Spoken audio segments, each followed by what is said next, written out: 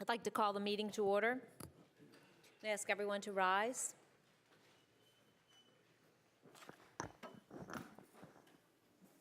Let us bow our heads and remember we're in the presence of the Lord.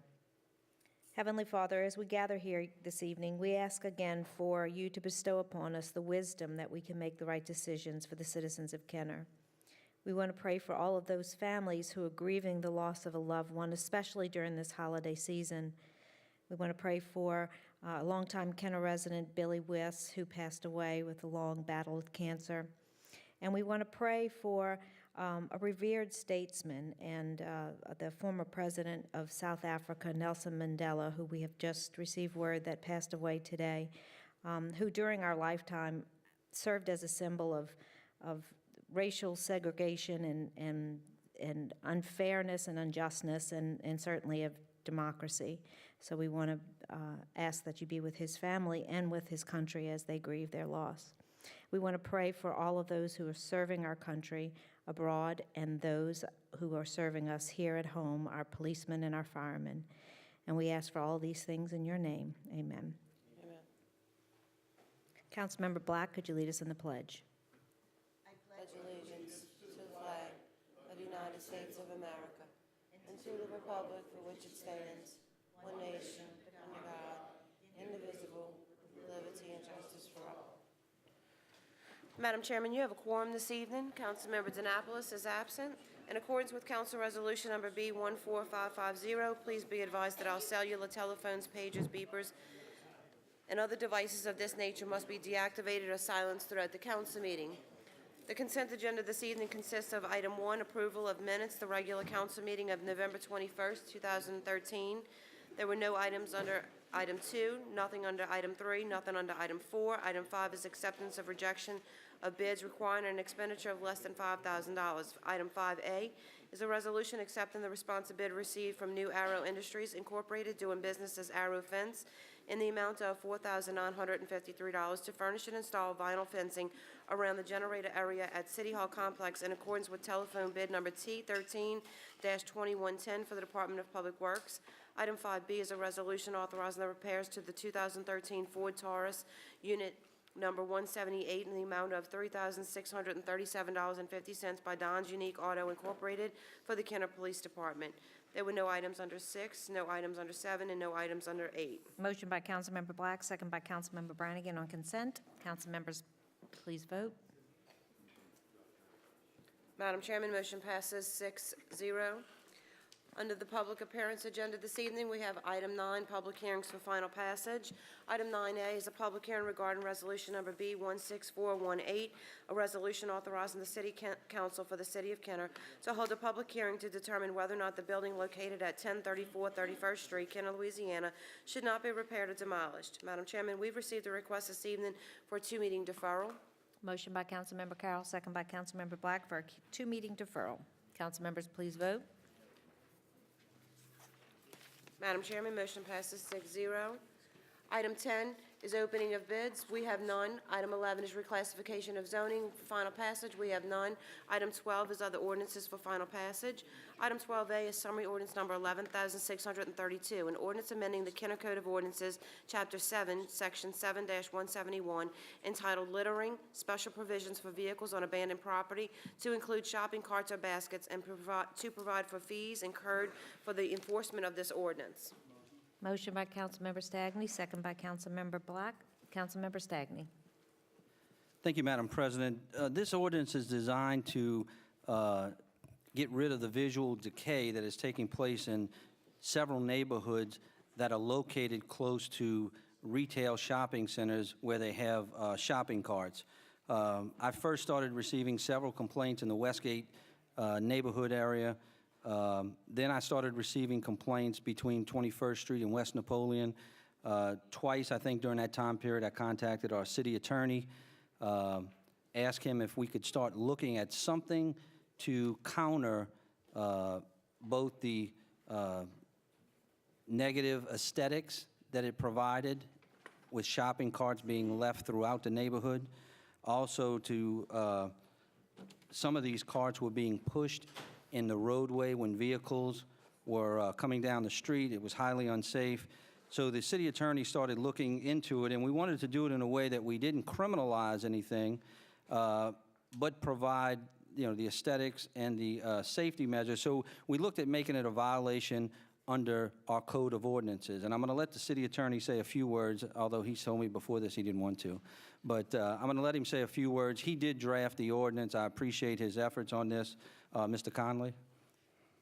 Well, basically what it does is it doesn't hold the business responsible as far as a fine or a fee or criminalize the act of having baskets. But as you pointed out, and as some other Councilman Reno had pointed out, that people are taking the baskets off the properties and they're abandoning them, and it is a form of blight. It was a nuisance. The inspectors had been at wit's end, so we devised this program, and basically the fee that is being asked for the baskets owners to pay is just to fund the program that the city has. This was vetted through the code committee that was put together by the council and administration. It was very favorable, and so we brought it before you today.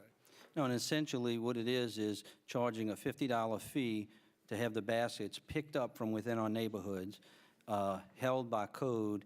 And the incentive to the business is that it probably costs them, I thought you did some research on it, maybe around $400? Right, baskets are anywhere from, depending on the make, from $300 to $500.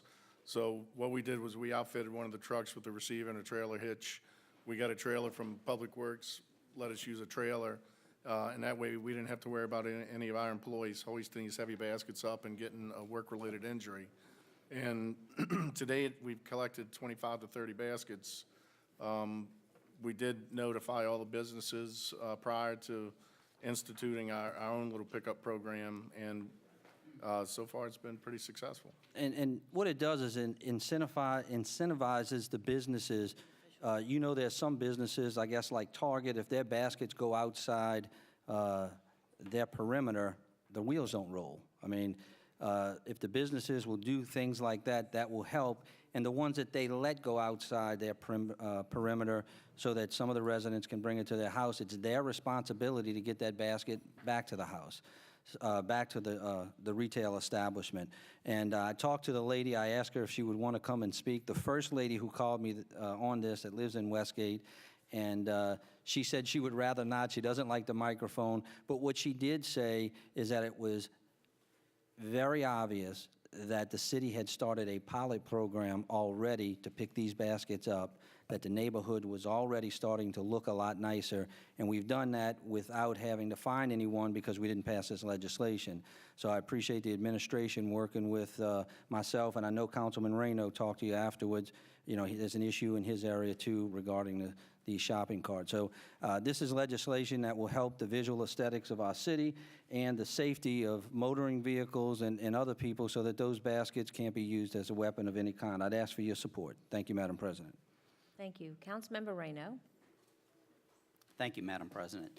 Mr. Conley, I just want to say thank you because we worked on this, for a while, trying to figure out how we can get these baskets picked up, and it is an eyesore. Everything affects everything else. When people see the baskets, then they start leaving trash out, and one thing, affects something else. So thank you for putting all that legislation together for us. Thank you.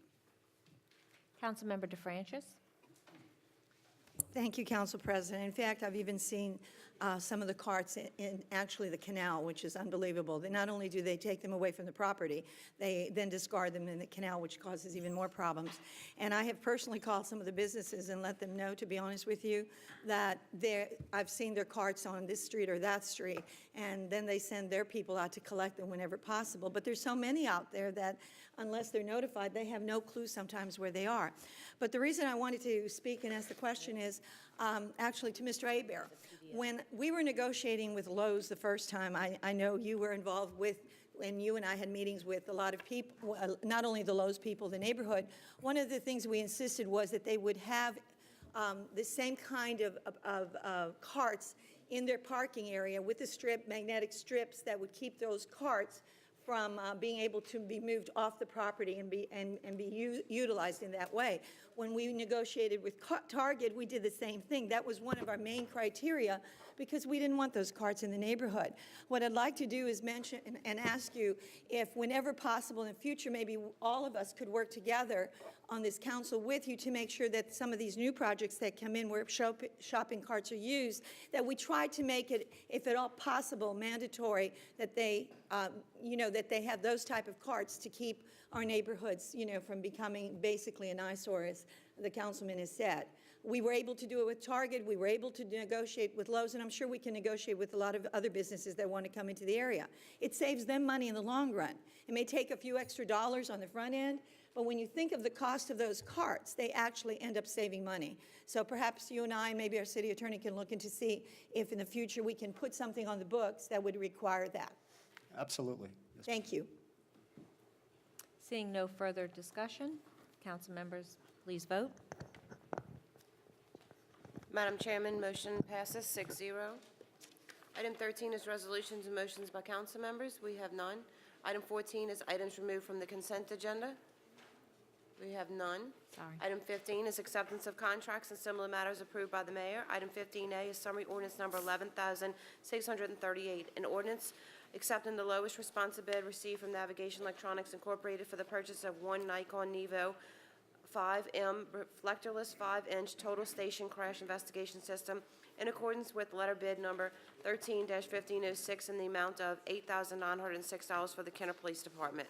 Motion by Councilmember DeFrancis, second by Councilmember Black. Council members, please vote. Madam Chairman, motion passes 6-0.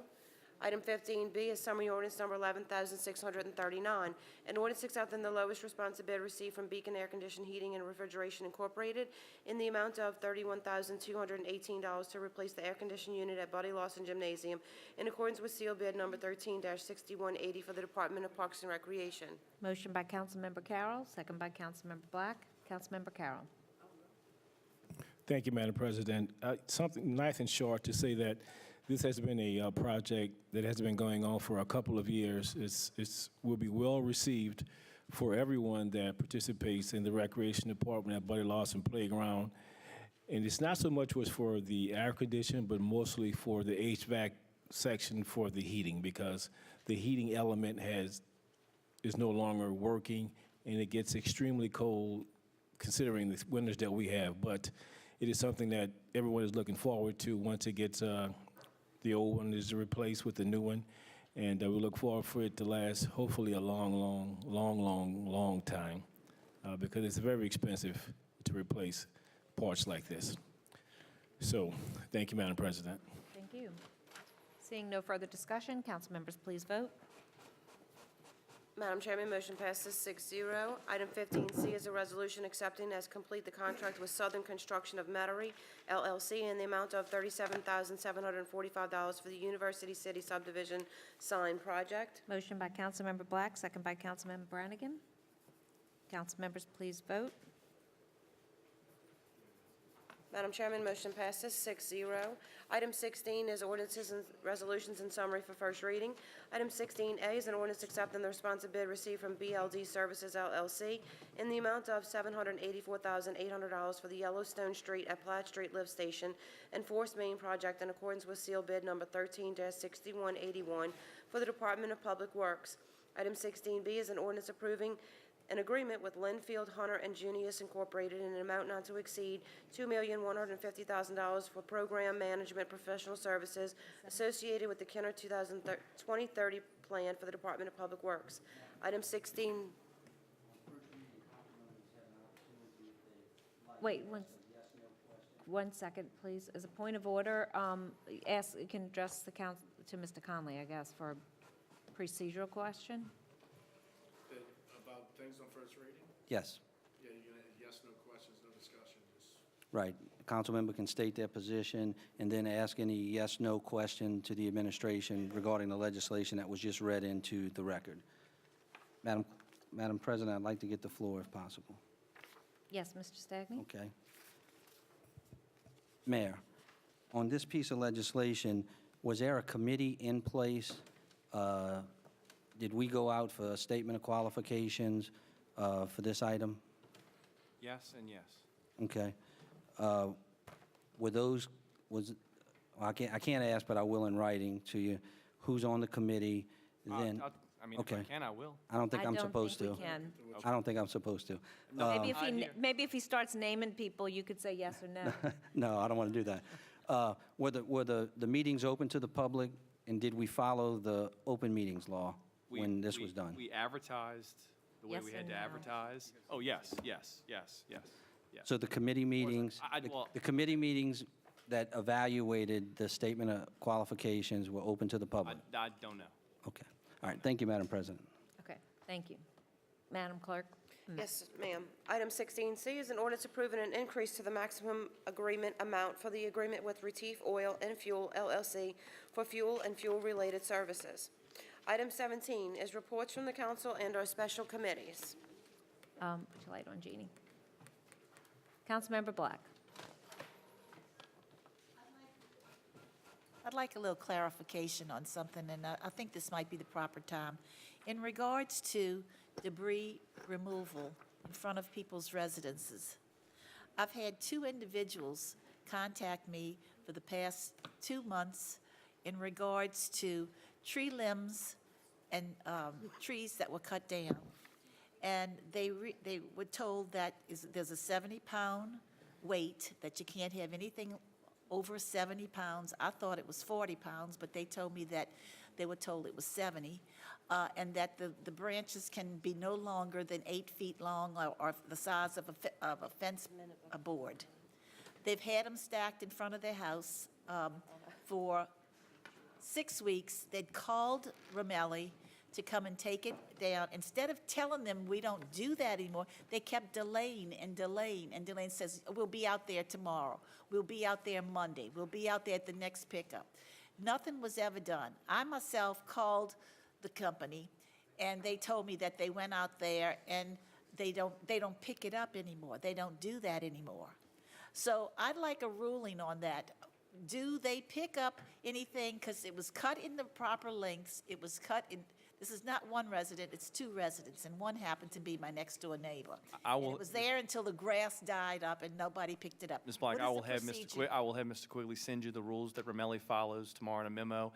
And anybody that has those kind of problems, I wish you'd direct them to us. We're debating on the weight right now. I mean, we have it all in writing. I can't spit it out to you right now what it is. I know they asked for things to be bundled. I know they have to be, I believe it's 4 foot. But we're debating on the weight issue. Off the top of my head, I think it is 70 to 75 pounds, under that. Yeah. Now, if it is cut down by a contractor, the contractor is responsible for hauling it off. And we've had issues with that throughout the city where we know it's been cut down professionally because it's beyond what someone can do. And we've had those issues where people deny it and witnesses have seen it and code's seen it, and we've had issues like that. But please direct them to my office and we'll make sure we get on top of that so the grass doesn't die from underneath it. But I will have him send you a memo with all the rules and requirements tomorrow. And Mayor, you know, I appreciate that, but I would hope that my calling would have the same effect that Oh, absolutely. you would call. Absolutely. Absolutely. But what I'm saying is, they told them that they would be picking it up, and they kept delaying it until, and she didn't go forward with it because she took them at their word. And what happens is, these people hire contractors to go out and cut down trees or trim trees with these big limbs that probably exceed the weight, need to be cut down smaller. But they charge them less because they said, well, we'll just put it in front of your house because we don't have to haul it away because the city of Kenner will haul it away if it's cut in proper lengths and proper weight. And we have advertised this on KTV, on the website, the rules, and we've also put it in the Kenner Star so people know. And we usually do that when we know people are going to be pruning their yards in the springtime or in the winter when things are dying back. We usually try to get that in the Kenner Star so people can at least see it and that it's online. I wish I could spit it out to you right now. I What just I'm can't. telling you is that she followed all the criteria, because I went out there myself, all the criteria in the weight and the length. I think the length However, was 4 feet, though, not But 8. However, it was spread out all the way across her front yard. But that shouldn't matter. Between the sidewalk and the street, so it was an abundance for them to pick up, but she was being told contradictory things until finally she had to hire somebody, and it cost her $130 to come and haul it away. So my prompt reaction to her was, I told her that when somebody gives you a price, you make sure if they cutting it down, they have to haul it away, because then you wouldn't have to go through the inconvenience of making sure that it's cut to proper size and weight limit.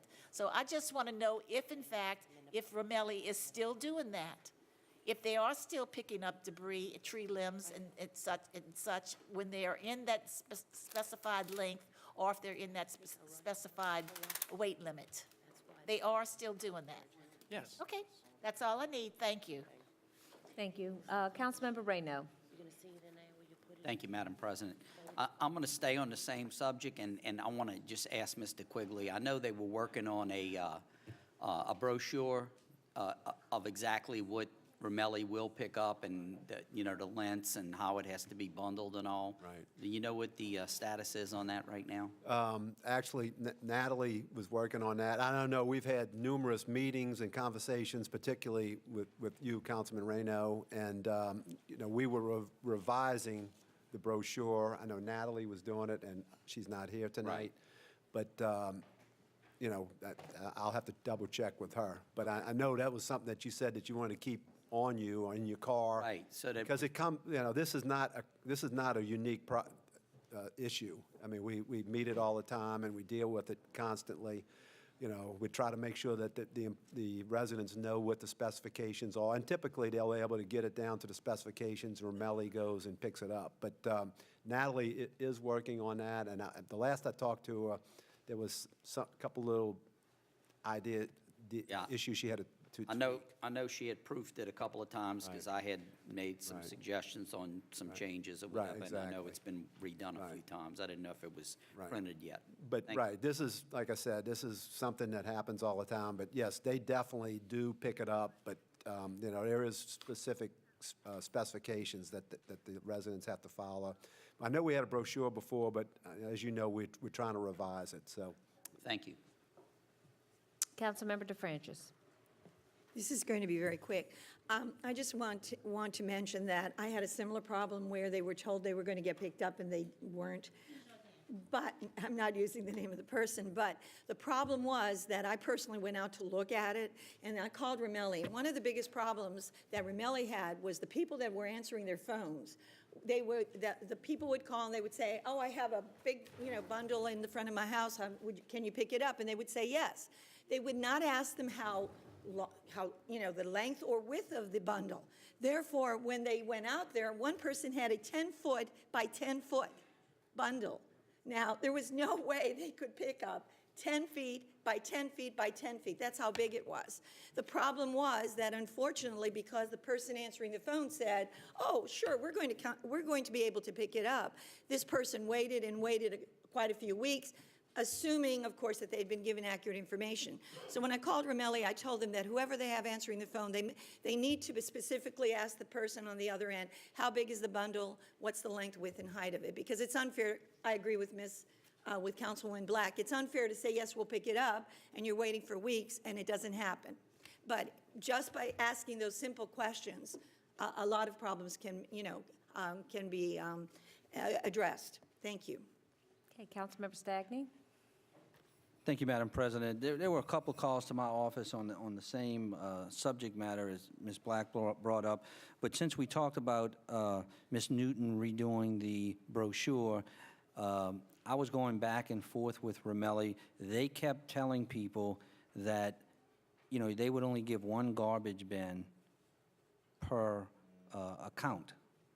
And that was inaccurate, and Ms. Newton didn't know that. I want to make sure, and she said that she's got to redo the brochure and put this in there, because if, let's say it's a fourplex, and they may have one account number, but they're paying 4 times the garbage fee. So we need to make sure that Ramelli responds, because for whatever reason, that was their pat answer, and I did talk to Mr. Ramelli about that. So I just want to make sure that within that brochure, and Ms. Newton did say she was going to put that in. So thank you, Madam President. Councilmember Carroll. Thank you, Madam President. And Mr. Quigley, once that brochure is complete, are you going to send all of us a copy of that brochure once Ms. Oh, yeah, we'll have them up there for the council office. And like I said, I know Councilman Reyno wants to keep them in his car, because I know he's asked that question. And so, no, we'll have ample supply of them so that y'all can, you know, you can have them to give to Right. constituents. Thank you, sir. Thank you, Madam President. Okay. I had one question about services provided by Ramelli that was just brought to my attention today. I want to clarify if it's true, and if so, maybe we should advertise it. If it's not, then I should tell this person to stop passing around bad rumors. An elderly lady had called in and said that her wheels were off of her can and she couldn't roll it in anymore. And when my secretary called it in and they said they'd repair it or replace it, somebody brought to her attention that there is a program for the elderly that they will wheel them okay, thank you. They will wheel the cans out for elderly people. Is that true? And then how do people sign up for that? Yes, in accordance with their contract, they're required to do that. They can either call our office and we can set it up, or the best way is to go through the mayor's office, and we can set it up through Ramelli. But by contract, they are required to do that if they meet.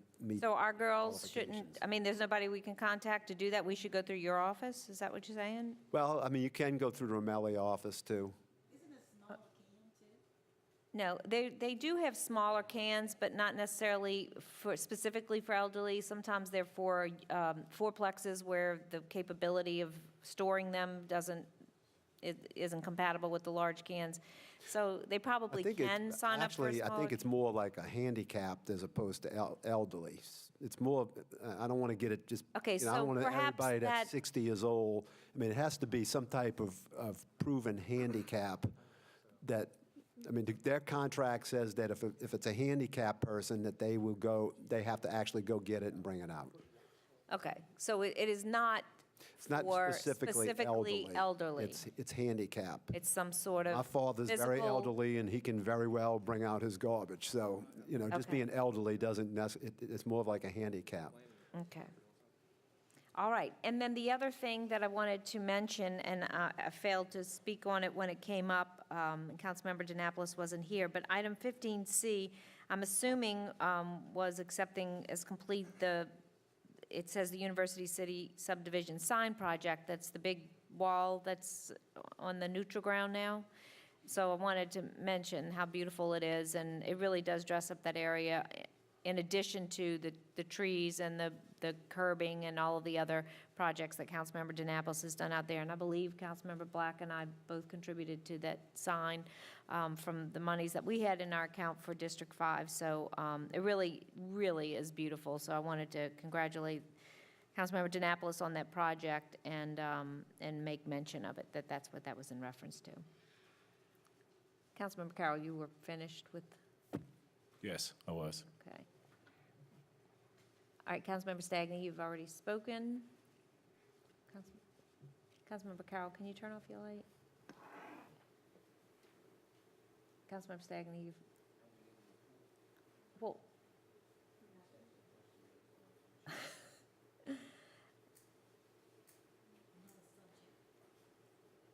I know, but I'm going to allow it, but the order is that everybody gets 10 minutes in the persons wishing to address council. Okay. Council Clerk. Item 18 is new business. We have none. Item 19 is unfinished business under motions to reconsider or remove from a tabled position. We have none. Item 20 is persons wishing to address the council on special subject matters. We have Mr. Jack Ziwi.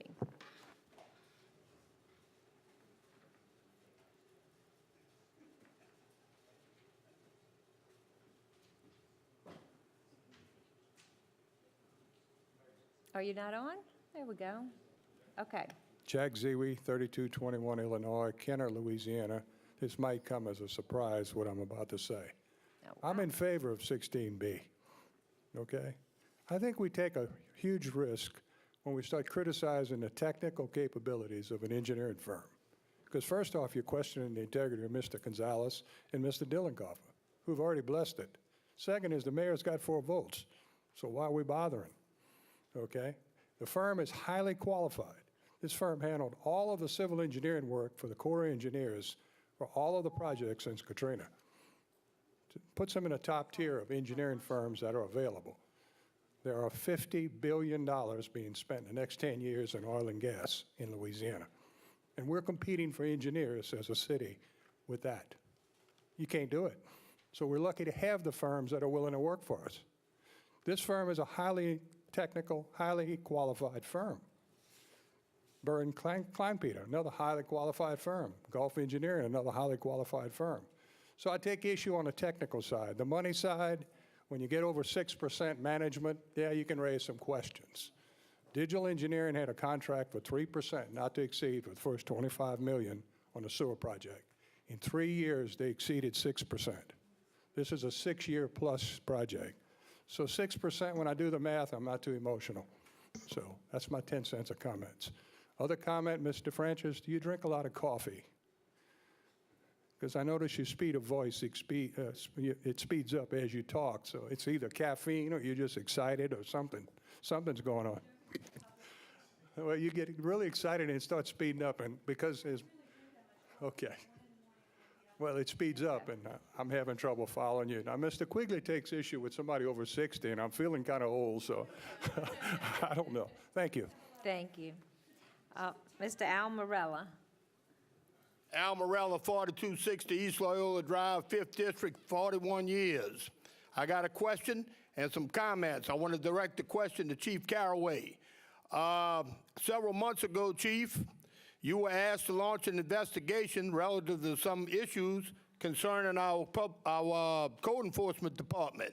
The question is, what's the status of the investigation? And he can answer me now, Michelle, or after I'm done. Yeah, no, go ahead and finish. Okay. The comments directed to you, Councilwoman DeFrances. I want to reference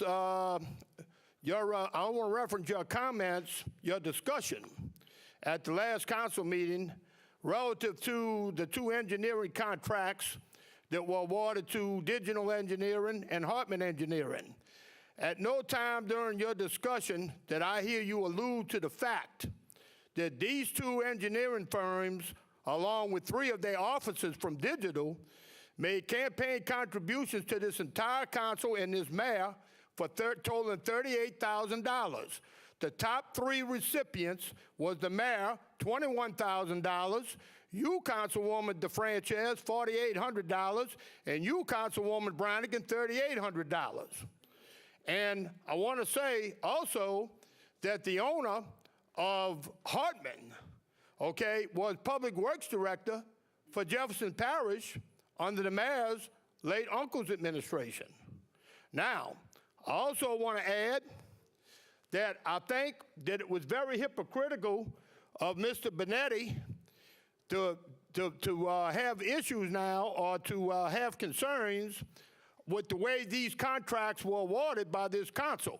To my recollection, a couple of years ago, it was Mr. Benetti and his group that supported the referendum that gave this discretion to this council. And in closing, these comments are for you, Councilwoman Brannigan. Once again, I'm flattered that my presence was felt in this council chamber when I wasn't here.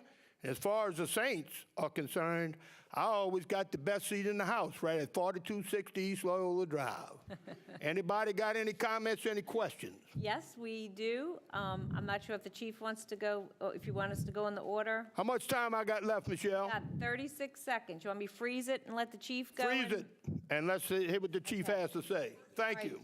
Chief, let me see. You got your mic? There you go. You're on. Okay. Yes, the investigation has recently been completed, as I mentioned to you outside earlier. It is completed. Is that what you wanted to know? Yeah, what was the results, Chief? What was the findings? Can you discuss what the findings were?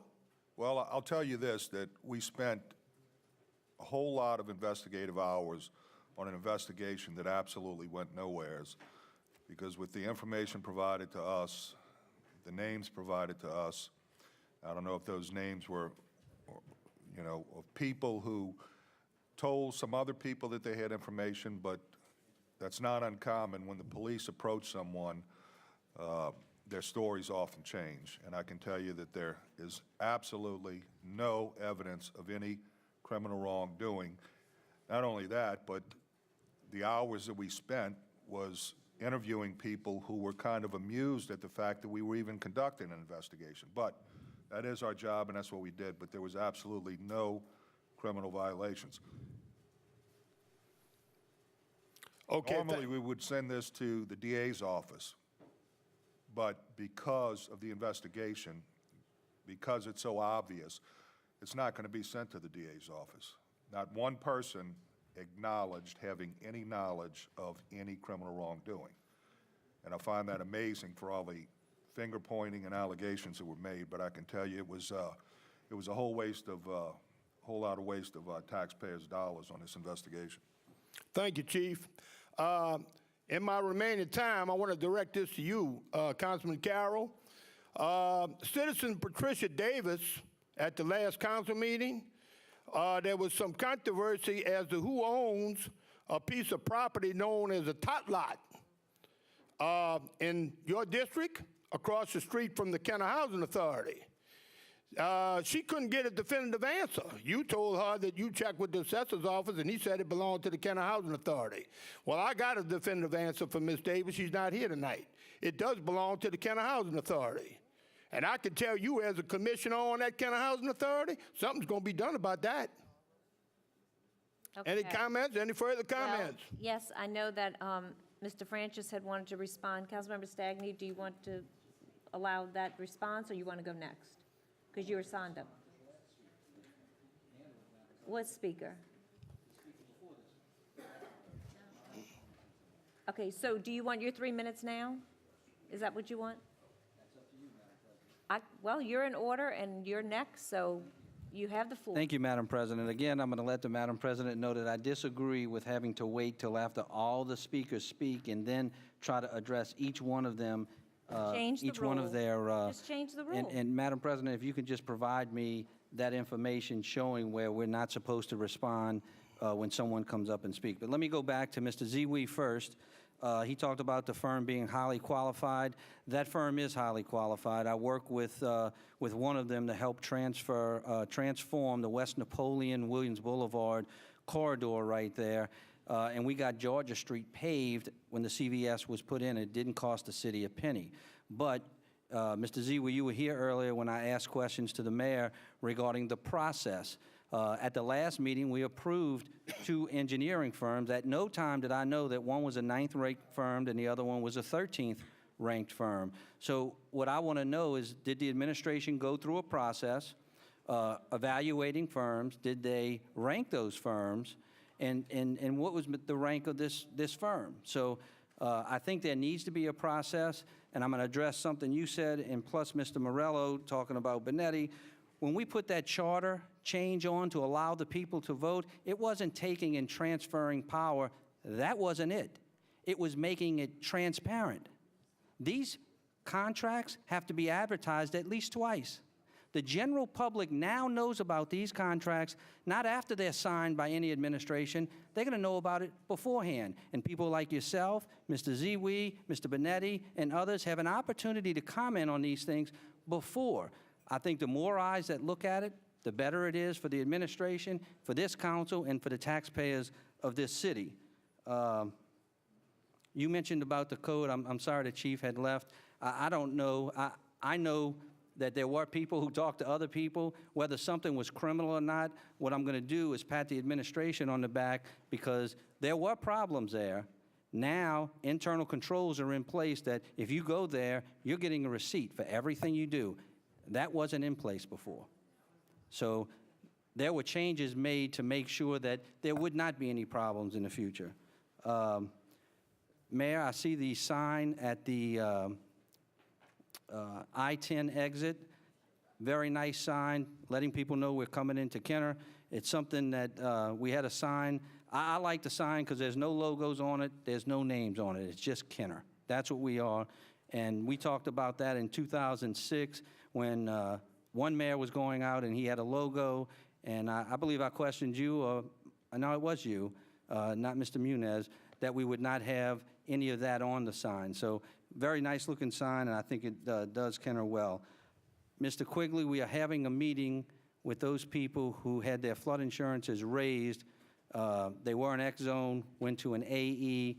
They're going up. I appreciate you setting that up with Ms. Gonzalez, and we're going to have that at December 10th, is a Wednesday, right here in the council chambers at 6, Tuesday, the 10th. And every one of those property owners have gotten a letter, so let's hope that we can provide some good information. Thank you, Madam President. How much time, Michelle? 6 o'clock. How much time I got left? You don't have any time left. I'm expired? But Okay. don't, I know Councilmember DeFrancis wants to, is next, so I'm pretty certain that she wanted to, Oh, fine. Since I don't have any more time left, thank y'all. I'm gonna go back and take my seat. Thank you. And whatever I have to say will be next 3 minutes at the next meeting. Thank you. Mr. Morello, Councilmember would you mind terribly staying at the mic for a second? Not at all. Thank you. I don't even need that mic. I know you don't. I can project too when I have to. I just wanted to point out to you that I had no say whatsoever in picking digital. I had no say whatsoever in picking Hartman Engineering. That's number one. Number two, Hartman and digital were used in the projects in the other districts. It was just kind of strange that the only time it was mentioned was when it was in District 4. At no time before was it ever brought up, but that's okay. I have no problem with it because, as I said, we don't get to pick neither digital nor, in this case, Hartman Engineering. So, you know, the point you brought up really doesn't, you directed it to me, but the bottom line is it really doesn't have an answer that comes from me because I wasn't the one involved. And I do believe that Mr. Gonzalez at one of the previous meetings explained how that selection is made, which again does not involve this council. The only thing we do is approve it at the end. And I am not about to go against the advice of the committee that actually selected those two companies. That's number one. Number two, at the last meeting I was asked, well, I wasn't asked, it was brought up at a previous meeting about engineering firms, which, by the way, Mr. Z, we did mention how important it is to have a qualified engineering firm. As I mentioned at the last meeting, again, those firms, according to the Brooks and Hammett Act, we don't get a say in picking those firms. Once those firms are selected, and again, they are ranked, which the Brooks Act says you can have 1, 2, and 3. Only then is the price negotiated. And again, this council is not involved in negotiating that price, nor should we be. Only after that is completely done does it come to us. And again, we have to do our research, but we have to have confidence that the information we're being provided is accurate. And our decision should strictly be based on the information we're given from the committee and from our Public Works Department. Thank you. thank you. All right. Councilmember Carroll. Thank you, Madam President. And my comments are too for Mr. Morello. Mr. Morello, you can sit down because once I'm said, I'm done with it. I'm not going to. Fine, I can stand and listen. Okay. I would like to say that I think you need to check the tape because I was more than very definitive about who owned the property. And if you look at the tape, you will see that I explained to Ms. Davis, I mailed her a copy of it, a copy of the bill showing who owned it. So there was never any misunderstanding who owned it. It was her interpretation that it was incorrect, that Mr. Capella's offer was incorrect. So, thank you for your due diligence. But she knew where it came from. I was clear about it. Also, I believe if it started anywhere, it may have started from your board. Had it been taken care of there at your board and the information, then she would not be confused like she is now. So maybe part of the fault was the board didn't give the information to Ms. Davis initially. And when she asked me, obviously I'm going to look into it. But had that been done, I don't believe she would have been confused like that. So she had the information a couple of months ago. She initially got the wrong information from someone within the Housing Authority. So I believe now, and I want to thank the Planning Department for assisting some other information. We not only have the bill, but we have some other information that we can go back further. I don't want to digress into that. But I think this is a done issue. and we shouldn't be talking about this any further, but I appreciate your concern about it. Thank you, Madam President. Thank you. I just wanted to remind everybody that tomorrow night at 5:30, we will be turning on the lights in the Christmas Village down in Rivertown. So please come out and join us. We're hoping that the rain and/or snow or the cold weather, we can beat it, but it does sound like it's going to be cold, so please come bundled up. Mayor, is there a contingency plan if it rains? Then the lights are on and have fun. No, but I'm certain, I mean, we won't have the program if there's inclement weather, so listen for that or watch for that. Anything else coming up? Any other event? Okay. And the fishing pier is now open, so. Ribbon cutting, for the new theater by the Esplanade Mall is Friday, December 13th, if you're viewing this before that date. So you're welcome to come out. That's at 10 a.m. 10 a.m.? Yeah, on Friday the 13th. Okay. Seeing no one else wishing to address the council, meeting is adjourned.